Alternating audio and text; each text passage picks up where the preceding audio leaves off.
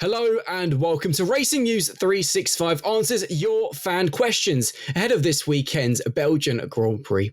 From Racing News 365, my name is Nick Golding and I cannot do this video alone. So joining me to answer your questions is none other than the awesome duo that is 2023 Young Journalist of the Year, Sam Absolutely Peace Coop, and the man, the myth, the almighty legend, that is lead editor Ian Parks. That intro is staying until 2026. I'm sorry. Every time. Anyways, lots of questions to quickly get through. To those who sent in questions, thank you very much, as always. And of course, for those questions of yours that we're not answering, just please do keep letting us know your questions in the comments below of every single video. It is hugely helpful and gives us some really cool videos we get to make with your input. But Ian, very quickly, before we get on with it, 12 races down, 12 to go, starting this weekend with a sprint weekend at Spa. I know, it should be fascinating. Third sprint of the 6 of this year. And it's going to be quite a mixed up weekend, and potentially, bearing in mind, as we discussed about in our podcast on Monday, if you want to go and listen to that, folks, please do, because Pirelli is doing something that they've not done for 3.5 years, and that is they've skipped a compound in its tyre range for this weekend. So we have C1 the hard, then there's a skip. We have C3 medium and C4 soft. And bearing in mind as well that there's only one practice session for the teams to try and work out what might be the best strategies to go into sprint race itself. And then in particular, of course, the Grand Prix on Sunday. It's they've thrown a little bit of a curveball there for Pirelli. So yes, could be all kinds of different strategies come into play. I think we're definitely going to see 2-stop across the board for all drivers and teams. I'm very much looking forward to it. Right, on with the fan questions. And the first question comes from Lauren and Sam. I'll bring it to you. At what point can Max Verstappen be ruled out of the title fight? Of course, currently 69 points behind. Of course, the easy answer is you can rule Max out when it's mathematically impossible for him to win the title. But being realistic, when do you think Max can be ruled out of a 5th consecutive crown? Oh, I like that. It's a great question. It's an evergreen question throughout the year. But I like how you've really challenged me there, Nick, because you've cut me off from being able to say when he's mathematically out of it, which is what I always say. So realistically, because the chances at the moment are very, very slim. They're minuscule. And to not steal credit, Ian made the very good point that he feels it's the next 2 rounds that are make or break. They're critical for Max. If he can't reduce that gap and bring it closer from the 69 points it currently is by the summer break, that's when you can realistically start to cancel him out. But that is, of course, Ian's answer, one that I broadly agree with. But I think realistically, I think by the time we get to the kind of the America's swing, we're going to know for definitely we have a really clear picture, even if he isn't mathematically out of it, because 25 points a race. That's all you need is one big retirement for a McLaren driver, one big swing in Max's favour, and all of a sudden he's right back into it. And as we constantly said last year, as long as Lando is within 25 points come that final race, anything can happen. It is one race, all bets are off. So I think by the time we get to that kind of COTA Mexico tilt, that's when, if Max isn't realistically within 50 points at that stage, I think that's when you can really call it game over. Just to quickly clarify on Sam's point, because the reason why I've said these next 2 races are make or break is because the RB21 has upgrades on its car. Yes. The Belgian and the Hungarian Grand Prix. And you feel if that car does not make, and Max included, of course, the combination does not make significant inroads into the advantage currently being enjoyed by McLaren, Oscar Piastri and Lando Norris, 8 points between those two, then bearing in mind, after the summer break, that will be a complete switch off in terms of updates for all teams because the focus will be on 2026.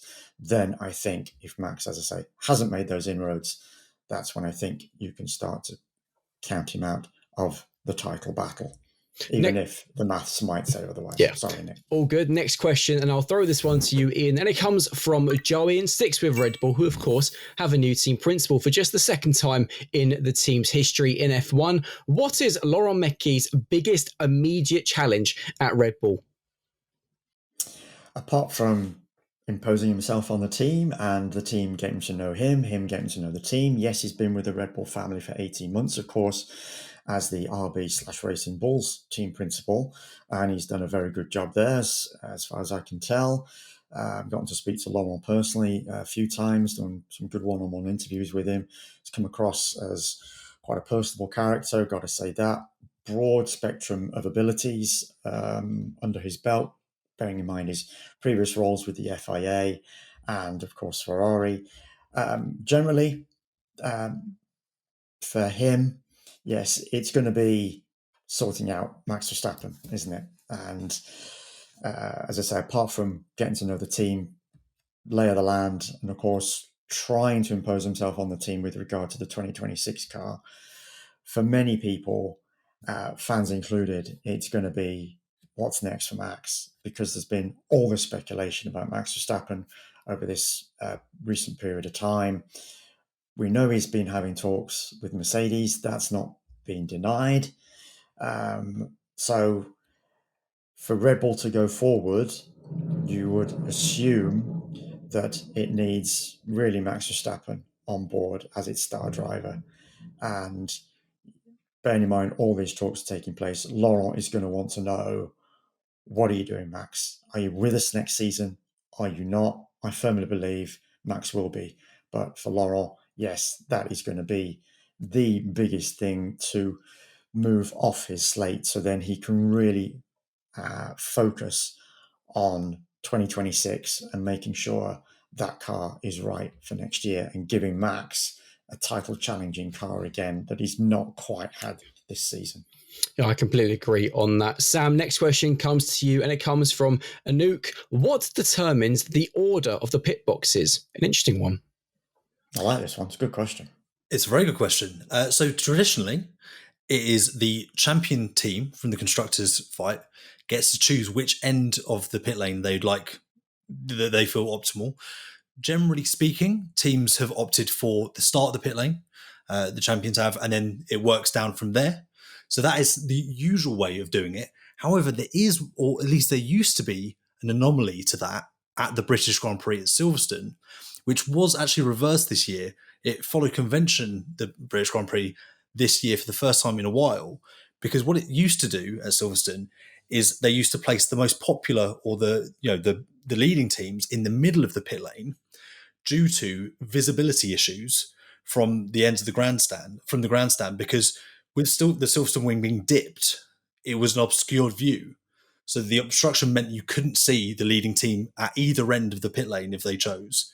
So they put basically the best teams in the championship order, The champions, in the middle of the pit lane, so that fans could see them better. But they didn't do that this year, which is interesting. So generally speaking, to answer the question, it is based on the preference of the constructors champion as to what end of the pit lane they want. But as we also mentioned, Silverstone is an anomaly to that. Very well answered, Sam, I may say. And Sam, Ian, should I say, I'll bring the next question to you. And it comes from Elusive, and it's a very good question given who we had on our podcast a couple of weeks back, obviously, in Alain Magnish, who is a senior consultant among the Audi F1 team, but obviously Sauber in general. But given Stake F1's recent run of success, Nico Hülkenberg, of course, claimed a podium in Silverstone, can they sustain these point-scoring results for the second half of the season?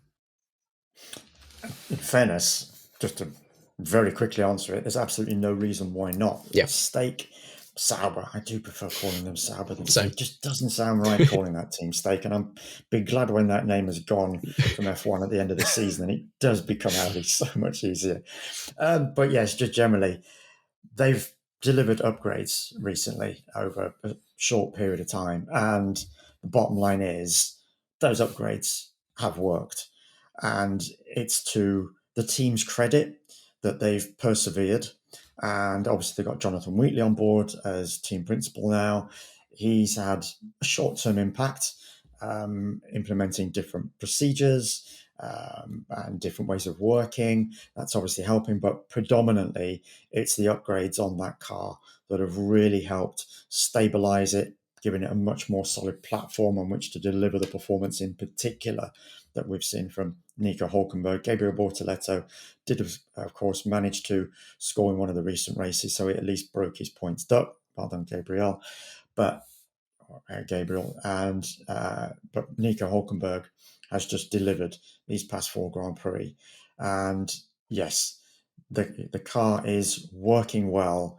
And bearing in mind where we are at this season now as well, where all the teams are starting to focus on 2026 and they are delivering less and less on the cars, Sauber/Stake is in a really good position right now to cement that mid-pack position in the Constructors' Championship. I think 18 points as we stand behind Williams, who are 5th. Sauber/Stake are currently 6th. So just behind the teams are chasing, of course, Alpine, Aston Martin, Haas, and Racing Bulls. But Sauber just has that edge, and I do see that continuing, as I say, bearing in mind the lack of production on that car in terms of upgrades and developments. Only time will tell. Sam, last question, I'll throw it over to you. And it comes from John, and it follows on actually from the question I put to Ian on Laurent Mekies. Because do you think we will already see in the Belgian Grand Prix the impact of the recent senior changes at Red Bull? That is a very good question. So thank you for that question. In many ways, it's very difficult to answer until we get to kind of Thursday and we see the tone and tenor of Red Bull and how they're approaching this big change. It'll be too soon to implement different ways of working. Laurent will want to take almost a back seat a little bit, just to study the team over a race weekend, not make any changes, assess it. And this will be the same case with Hungary. And then over the summer break go, right, well, this didn't really work. I think we can optimize this, this, and that. So there won't be huge changes immediately. There might be very subtle ones, but I think they'll mainly be behind the scenes. What will be interesting is, as I mentioned, the Thursday in particular, because not only is Christian gone, a large part of the media side of Red Bull has changed. So the head of communications, Paul Smith, has also departed. So it will be very interesting to see how Max, Laurent, Yuki, so on and so forth, handle those early media commitments. What's going to be the messaging coming out of the team? How they, what tonally, how are they going to essentially, stand and talk about the first new era in Red Bull history in terms of a team principal perspective? It's a huge change. It's massive. So that will be the key thing to look at over the weekend. And of course, the upgrades. But I don't think initially Laurent will want to make too many changes because you need to understand what you're working with before you make changes. Sam, very well answered. Once again, on fire, my friend. To those who sent in questions, thank you very, very much. Please do, if you've enjoyed this video, make sure you smash the like button, subscribe to the channel, and any further questions you have, please do comment below this video. From myself, Sam, and Ian, we will see you this weekend for the Belgian Grand Prix. See you later. Take care as always, folks. Thanks for watching and listening. Thanks for joining us.